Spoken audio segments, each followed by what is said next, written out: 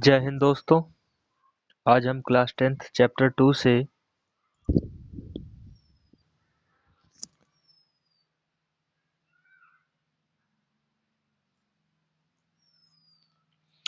दीर्घोत्तरीय प्रश्न लेकर आए हैं। 3 प्रश्न हैं और भी लाए जाएंगे। अभी इतना आप देखिए। सबसे पहले 3 प्रश्नों को आइए देखते हैं। सबसे पहले जो जरूरी है बोर्ड एग्जाम के दृष्टिकोण से, आइए देखते हैं। मानव तंत्रिका तंत्र का वर्णन कीजिए। पहला प्रश्न है, ये बहुत जरूरी प्रश्न है, इसको नोट करिए। सबसे पहले मानव तंत्रिका तंत्र का वर्णन करिए। कैसे करेंगे वर्णन, आइए देखते हैं। तंत्रिका तंत्र नर्वस सिस्टम को समझते हैं। पहले देखिए क्या है ये। शरीर की सभी क्रियाओं को नियंत्रित और समन्वय करता है। ये सबसे आसान है। ये देखिए कि शरीर की सभी चीजों को इसी के जरिए नियंत्रण होता है। कोई भी एक्टिविटी हुई, XYZ जो भी कार्य हम करते हैं, नियंत्रण करता है। यह 3 भागों में विभाजित होता है। जो होता है ये 3 भागों में। पहली चीज जो आप ये समझिए कि जो भी हम कार्य करते हैं इसी के जरिए करते हैं, नर्वस सिस्टम से ही। शरीर की सारी जो क्रियाएं होती है इसी नर्वस सिस्टम से ही होती है। नर्वस सिस्टम सही से काम नहीं करेगा तो काफी दिक्कतें आ सकती हैं, जिस कारण शरीर का संतुलन जो है वो बिगड़ सकता है, जिस कारण याददाश्त भी जा सकती है। आपकी जो मेमोरी है वो लॉस हो सकती है। आइए इसके तीनों भागों को देखते हैं। पहले 3 भाग है, क्या विभाजित किया गया है। केंद्रीय तंत्रिका तंत्र, मस्तिष्क, मेरुरज्जु, और ये 3 भाग हैं। मेरुरज्जु, मस्तिष्क और केंद्रीय तंत्रिका तंत्र। अग्र मस्तिष्क, मस्तिष्क के भाग क्या है, पहले आइए इसको भी देखते हैं। ब्रेन जो है वो दिमाग है, पहले ये इधर देखिए आप। और स्पाइनल कार्ड जो है वो क्या होती है, वो तो आपको अच्छे से पता है। स्पाइनल कार्ड तो आपको पता ही है, रीढ़ की हड्डी को कहा जाता है, इसे ही मेरुरज्जु कहा जाता है। आगे मस्तिष्क के भाग देखिए। अग्र मस्तिष्क सबसे आगे का मस्तिष्क है, फोर ब्रेन। ये सोचने, याद रखने, निर्णय लेने का कार्य करता है। क्या कार्य करता है? सोचने का कार्य करता है, याद रखने का और निर्णय लेने का। जैसे आप कोई भी कार्य कर रहे हैं, अभी आपने सोचा कि हाँ आप पढ़ाई करते हैं, ये निर्णय लिया कि भाई 3 क्वेश्चन हमको डेली रिवाइज करना ही करना है, और सोचने की क्षमता भी रखता है। याद करने का भी काम यही करता है कि हाँ, कि भाई मस्तिष्क में जो है वो 3 भाग हैं कि 4 भाग हैं, कितने भाग है, ये चीजें याद रखने की क्षमता रखता है। और निर्णय लेने का कार्य यही करता है कि क्या सही है और क्या गलत है। हाँ, अभी अभी कोई चीज आपको गलत पढ़ाई जाए कि आप ये निर्णय ले लेंगे कि हाँ, निर्णय लेने की क्षमता यही रखता है। आइए देखते हैं आगे। मध्य क्यू आंख और कान की प्रतिक्रियाओं को नियंत्रित करता है। जो आंख और कान होते हैं हमारे, इनकी प्रतिक्रियाओं को ये नियंत्रित यही करता है, इसी के नियंत्रण से होता है।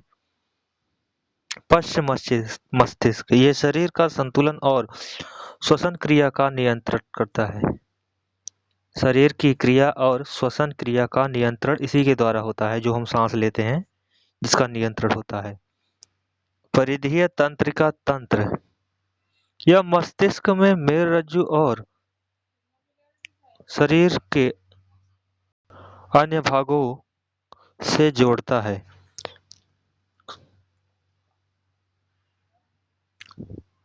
स्वायत्त तंत्रिका तंत्र, यह हृदय यति पश्चात श्वसन जैसी अनैच्छिक क्रियाओं को नियंत्रित करता है।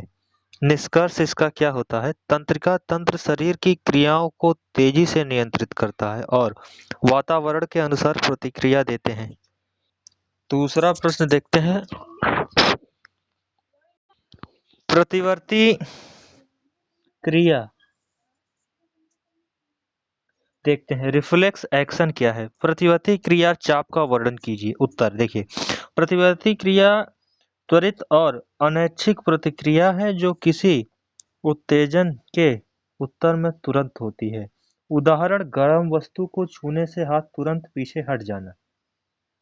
और रिफ्लेक्स एक्शन क्या है? देखिए, कोई चीज जैसे अभी एकदम गर्म पानी में ही हम हाथ अगर डालें तो तुरंत हाथ निकाल लेंगे बाहर, गर्म लगेगा।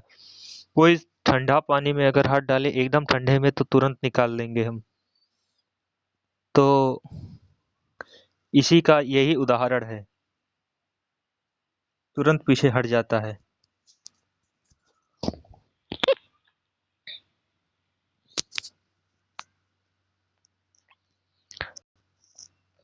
प्रतिवर्ती चाप के भाग कितने हैं? ग्रही, संवेदक तंत्रिका, मेरुरज्जु, प्रेरक तंत्रिका, कार्यकारी अंग। कार्य प्रक्रिया, आइए देखते हैं आगे। कार्य प्रक्रिया, जब हम गर्म वस्तु छूते हैं तो त्वचा के ग्रही उत्तेजन को महसूस करते हैं। संदेश संवेदी तंत्रिका द्वारा मेरुरज्जु तक जाता है और वहां से प्रेरक तंत्रिका माध्यम से मांसपेशियों तक आदेश पहुंचता है और हाथ तुरंत पीछे हट जाता है। जैसे कि आपने देखा कि अगर हम गर्म पानी में हाथ डालें और वो गर्म है तो तुरंत हाथ पीछे हट जाता है। तो इसी का मैसेज ये भेजता है कि पानी गर्म है। या ठंडे पानी में, हम एकदम ठंडे पानी में हाथ डालें अभी, यह क्रिया मस्तिष्क की बजाय मेरुरज्जु द्वारा नियंत्रित होती है। मतलब ये रीढ़ की हड्डी द्वारा, स्पाइनल कॉर्ड से नियंत्रित होती है। इसीलिए बहुत तेज होती है, बहुत तेज, तेज नहीं बहुत तेज होती है।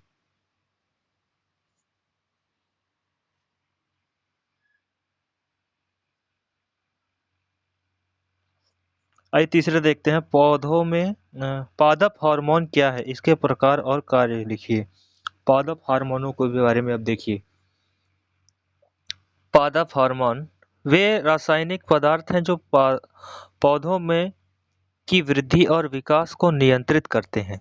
मतलब ऐसे हार्मोन जो रासायनिक पदार्थ हैं लेकिन पौधों की वृद्धि और विकास में नियंत्रित करते हैं, बहुत नियंत्रण होता है इनका। मुख्य पादप हार्मोन क्या क्या है, आइए देखते हैं। ऑक्सिन लेने की वृद्धि में सहायक, प्रकाश की ओर वृद्धि। जेबरेलिन पौधों की लंबाई बढ़ाता है। जेबरेलिन जो होता है वो पौधों की लंबाई बढ़ाता है, प्रकाश और वृद्धि। जेबरेलिन का क्या काम है? पौधों में लंबाई बढ़ाना। बीज अंकुरण में सहायक। साइटोकिनिन कोशिका विभाजन को बढ़ाता है। कोशिका विभाजन को क्या बढ़ाता है ये पूछ सकता है, तो साइटोकिनिन की वजह से कोशिका विभाजन बढ़ता है। पत्तियों को हरा बनाए रखता है। एथिलीन फलों को पकाने में सहायक। एबिसिलिक अम्ल एवीए वृद्धि की रोकता है। प्रतिकूलन स्थितियों में पौधे की रक्षा करता है। निष्कर्ष में देखिए, पादप हार्मोन पौधों के नियंत्रण और समन्वय में महत्वपूर्ण भूमिका निभाते हैं। तो मिलते हैं एक नए वीडियो में, तब तक के लिए जय हिंद, वंदे मातरम, भारत माता की जय। ये वीडियो आप ही के लिए बनाया गया है, क्लास 10th लॉन्ग आंसर के लिए है, और आप शॉर्ट और वेरी शॉर्ट के लिए भी प्लेलिस्ट है, उसको आप देख सकते हैं क्लास 10th की। ये क्लास 10th के लिए ही बनाया गया वीडियो है, और आप इसी से अपनी तैयारी करते रहिए और भी सैंपल पेपर सॉल्व करते रहिए। मिलते हैं एक नए वीडियो में, धन्यवाद।